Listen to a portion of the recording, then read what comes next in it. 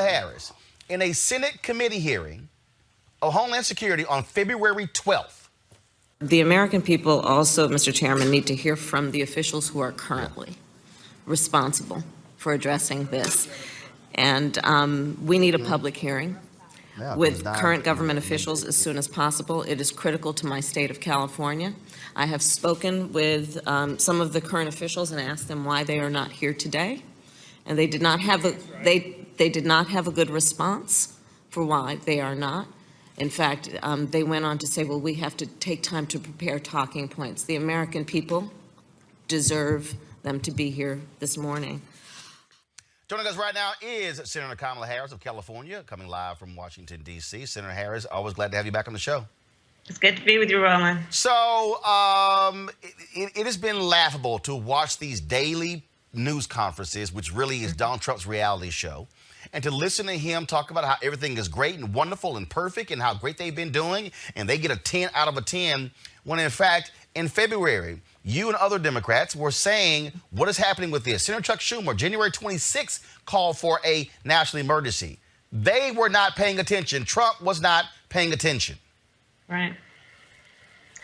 No, but you have the film of that hearing.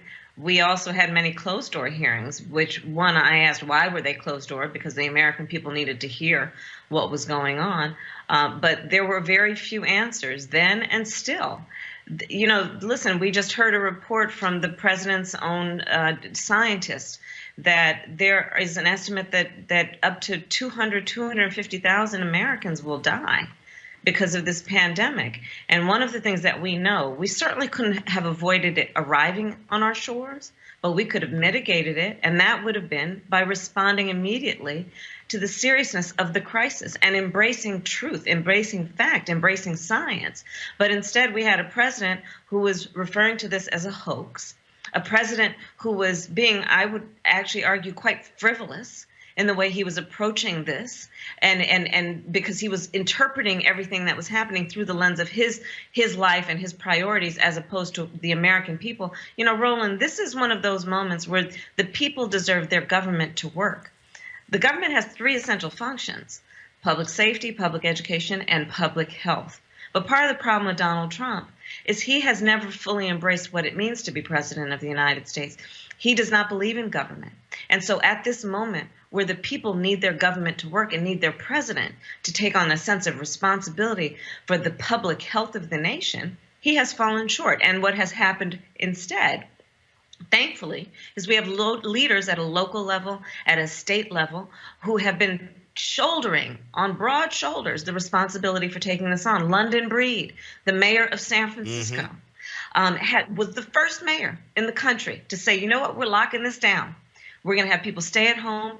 And the most recent reports I've heard is that her hospitals are therefore not yet at capacity because she took the issue very seriously at its early stages. Well, and it's also shameful to watch somebody, and do understand, I said this on ABC in 2017, I cannot call him president because he doesn't respect the office. I prefer to respect the office, but until he respects it, I can't call him by that title. And what he has consistently done, he doesn't want to fully maximize the National Defense Production Act. This whole idea of, well, no, we got this whole thing worked out. Then to question whether or not hospitals actually need as much protection. Do they need the gowns? Do they need the mask? I'm reading these stories. I'm talking to people I know who've had loved ones in New York die, and they're talking about the ventilators. Now, I read a story the other night where, hey, if you have a heart attack in New York, if they can't revive you on the scene, they don't even take you to the hospital because of coronavirus.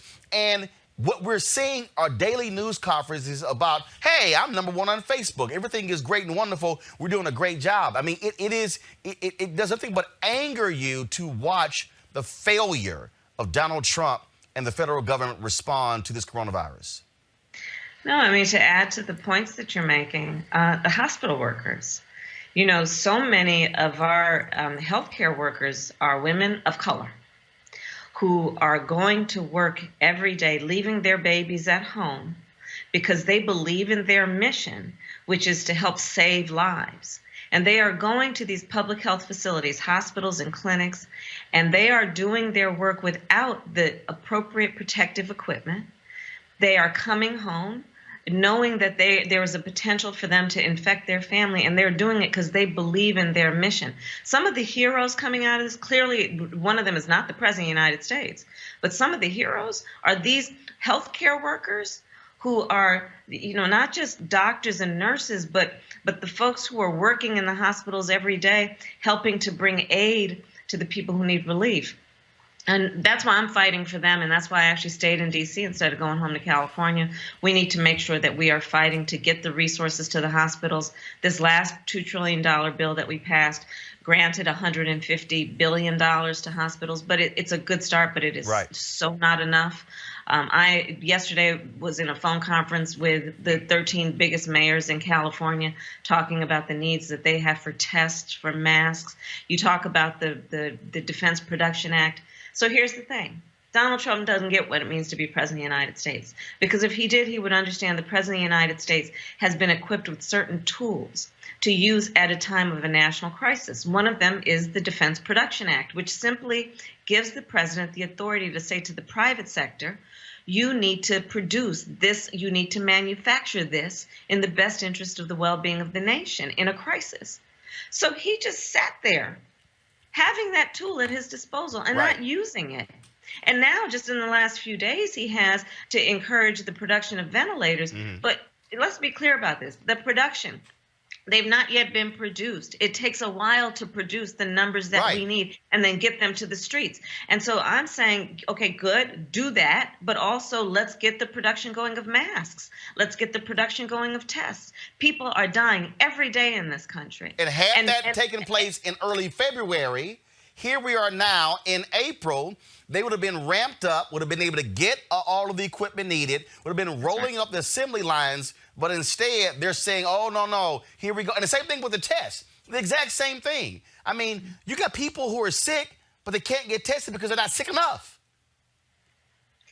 So here's the thing we have to do. First of all, we've got to make sure that, there's a lot of misinformation out there, and we need to make sure that folks understand what is available to them. And that's about, I've got all the numbers in the website information to give you so you can post that on your show. But the part of it also that concerns me is that the very nature of this virus is it is predatory, and it preys in particular on people who have pre-existing health conditions. So what I've been looking at is when you look at the fact that Black children are 20% more likely than other children to have asthma, when you look at the fact that Black families are 40% more likely to have high blood pressure than others, when you look at the fact that Black women are 3 times more likely to have lupus than white women, when you look at the fact that those who have sickle cell anemia are very vulnerable to respiratory viruses, we've got to make sure that our folks know where their vulnerabilities are and encourage folks to seek treatment. Because compounded on all of this is what we know. I've talked to you about this so many times, my work on Black maternal mortality. We know the racial bias that exists in the healthcare system. And so we've got to do what we can to try and overcompensate for that and encourage folks to seek out help. And to know where their vulnerabilities are so that we can make sure that they are taking extra cautions to be safe. It's very interesting. I was this guy, this conservative who I follow, and he is constantly complaining that California Governor Gavin Newsom put the state on lockdown, as you said, following London Breed in San Francisco and some of the other mayors, and then went statewide. And I'm going, and all he's done for 2 weeks is complain that this is too much. You got Devin Nunes, Republican congressman from California. Oh, why aren't the kids being back in school? And I'm literally sitting here going, idiots. Do you not see what's happening in New York? Look what happened in Florida and Mississippi, where Republican governors totally ignored what was happening, and now it's going through the roof in terms of what's happening in their hospitals. Now, and so what I don't seem to understand are these people who have this belief that, hey, you know what? We can still just keep going to places and going to church and being in groups, and it's really not going to be a big deal. This thing is a killer. Yeah. And we So still you're right, don't Roland. And here's the understand thing. how we haven't even understand really how the depths of this, because you haven't had really widespread testing. But let's I couldn't agree with you more.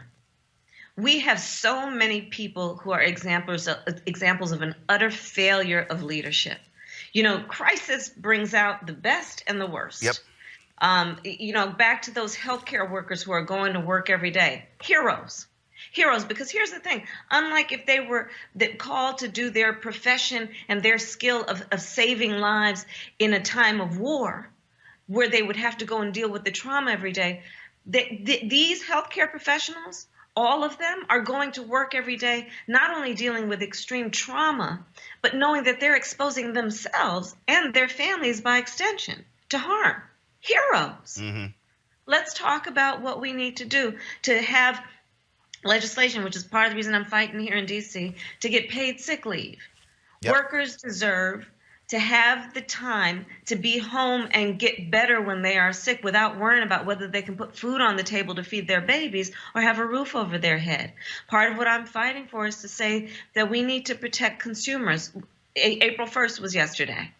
So bills got to be paid. The rent needs to be paid. Well, 3.3 million people plus an additional 6 million people in the last 2 weeks have filed for unemployment, which means they're not going to get another paycheck, which means that by the end of the month, they are going to probably also lose their health care coverage. So what we need to do is make sure, and I'm saying, suspend penalties for late charges on credit cards, because people are going to start paying for food on their credit cards. Yep. I'm saying that we should suspend reporting to the credit bureau in terms of credit scores, because people are going to be late paying their bills Oh, it's going to happen during the course of this pandemic, and we want to make sure they won't suffer their entire lives for having that blemish on their credit That's score right. to the point that they'll never be able to get back up on their feet.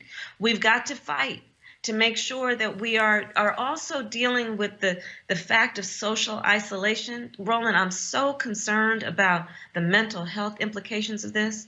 You know, for the folks who go to AA every day or NA, and now they are at home alone. So many of our seniors who their entire social life is around church, and they can't go to church. Well, yesterday we had domestic violence expert of how we were seeing an increase in that all across the world. I'm very concerned about that. I'm very concerned about, you know, I specialized for a long time in my career as a prosecutor. It's an uncomfortable subject for many, but child sexual assault, you know, the number of children who are in abusive homes, where for those children, the only safe place to go was school. And now they can't leave home. So there's a lot of work we need to do right now. And I'm just frankly, I'm so sick of these folks in D.C.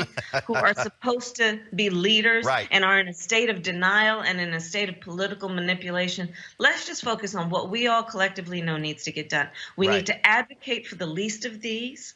This is that moment. This is a moment where we have got to be strong for each other. We've got to be patient with ourselves and each other. We've got to reach out to folks. I'm saying, you know, yes, social distancing, but not emotional distancing. This is a time for every one of us to really to express all that we have and are capable of showing in terms of leadership and stability, because this is a crisis that we are in, unlike anything we have seen in our lifetimes, you know. And to that point, we lived through 9/11, most of us. It was, by its nature, it was a national security crisis. We experienced and lived through the Great Recession, which was a financial and economic crisis. Wall Street crashed. People lost their homes and their jobs. This here is a public health crisis at its core, which has resulted in an economic crisis. But the public health piece of this is going to require a lot of attention. So that's about our advocacy for masks and ventilators and protective equipment for those healthcare workers. It's about advocating for our children. 3 million children, 3 million students in the United States don't have access to broadband. So while we're talking about, oh, children are at home, kids are at home, and they're supposed to be educated online, well, not 3 million of them. I spent, as you know, an entire year campaigning for President of the United States. I spent a lot of time in South Carolina and in rural South Carolina. Yep. There's no broadband there. In Yep. Camden, New Jersey, in a school district of 6,000 students, 30% only have access to internet or access to technical equipment. So these are the things we need to deal with right now. And this really is about each one of us reaching out to our friends, to our neighbors, letting them know they are not alone, and advocating and helping to support them and weather this storm. Last question is not even a question, it's really a statement. Could you please implore the small black business owners who are watching that they have to apply for, look, $2 trillion plan. Look, this is a small business, okay? I started this show 2 years ago. You know, look, we did $700,000 in revenue our first year. We've got 10 employees. This thing has decimated us. Advertisers are fleeing. And what often happens for African Americans, what we do is we want to shoulder it. We don't want to sit here and file, but the money is there for small businesses. Black entrepreneurs have got to fill that paperwork out to save their businesses, because that's also saving your employees. That's exactly right. So Roland, to your very point, and as we know, small businesses have always been part of the economic heart and lifeblood of our community. And our small business leaders like you are not only business leaders, but civic leaders and role models and mentors in the community. Black women are the fastest growing small business owners in America. So you are absolutely right, because that $2 trillion bill gives grants, which means that folks don't have to pay them back, of at least $10,000, but also is going to give folks the ability, and this is part of what I'm fighting for, to be able to rehire the folks that you've had to let go. So let's make sure that everyone takes advantage of this, because it is meant to help you stay alive as a business, and we know that is so critical to the well-being of our community. Well, you're absolutely right. One of the things that we made here, look, unfortunately, when I watch these network I swear you don't see any black experts. I mean, it's like, Lord, we don't, but what we've done is we've had black microbiologists, virologists, infectious disease experts, and I keep saying this is why we matter. And so certainly we've got to be here. Senator, we certainly appreciate it. Keep giving them hell. And you're right, time for folks in D.C. do their job. That's what they get paid to do. Yes. Thank you, Roland. Thanks so much. Take care. Take care. Be safe. All right, folks. Reese, that sounds like a vice presidential candidate to me.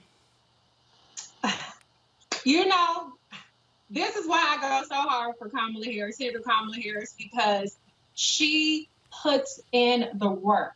You know, Roland, this show is so important because it does talk about Black issues in a way that no other show is talking about. Senator Kamala Harris is the only Black woman sitting U.S. Senator. She is one of 3 Black sitting U.S. Senators. One of them is a Republican, Tim Scott, and he is definitely on the opposition, and the other is Senator Cory Booker.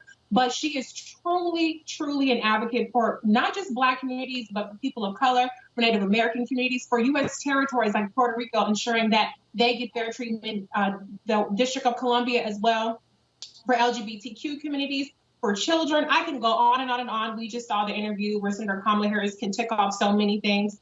Her advocacy is so important, and I'm really, really heartened that she is sticking around in D.C. because, you know, she's part of these really important committee hearings. There's a lot of work that's done behind the scenes. She's doing conference calls. She's writing letters. She's putting pressures on different agencies. We're seeing some of the fruits of that with, you know, the DOJ, for instance, starting to release prisoners.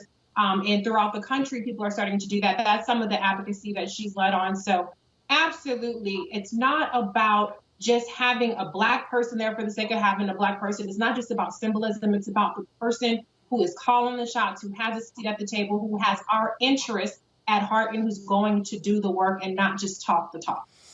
Greg Carr, when you heard her say she is staying in D.C. for a reason, that is the point. I remember there were people who got, a lot of Bernie Sanders people got mad at me when they had that procedural vote and he was still in Vermont and he came back the next day. I said, no, if you're trying to actually make a difference, you need to be in D.C. You need to be meeting with other United States senators. I mean, this is where you've got to have your elected representatives, frankly, on deck. They're doing the work, on the wall, whatever phrase you want to use, because what's coming out of the White House is pure just ignorance. No, it is pure ignorance. I mean, I'm not conflicted. I think it's kind of complicated. I mean, in the Sanders case you mentioned, it was a procedural vote. And last I checked, Medicare for All is looking better and better every day as people get sicker and sicker. So But to your larger point, I think Senator Harris is setting an example, and she's consistently done that. It's interesting. I'm on the phone every day or in Zoom meetings with educators, K-12 educators. The point she made about broadband access and internet access is very important. I was talking with a bunch of Philadelphia school folks on Wednesday, or our Philadelphia Freedom Schools meeting, and the young people are reporting out that it's very difficult for them. On the college level, I'm really worried about the HBCUs, particularly the smaller schools, where you see this whole online shift could take them out of the game forever. And so, yes, you were right to emphasize that our tax dollars are being given back to us now because of the work of Senator Harris and others, so that we must now get that money, those small businesses. The thing I want to zero in on just for a second, though, is the tone that Senator Harris took.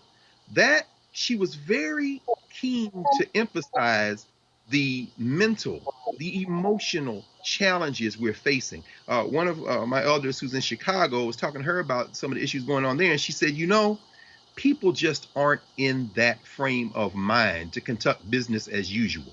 So if you are a federal legislator and you've gone home because of family circumstances, or you're trying to do work politically on the ground there, you must remain intimately connected with D.C. If you've done as Senator Harris done, you're given an example of being physically present. But we have to remember, whether it's administrators scheduling Zoom conferences every 2 hours without regard to the fact that people are just trying to get from sunrise to sunset, or other people thinking, well, it's just now all online, we can make that shift. Please follow what Senator Harris is saying and how she said it. Let's have some compassion for each other, because this thing is not going to get better before it gets worse. Erica, again, this is where, as she said, you got to have people at the table.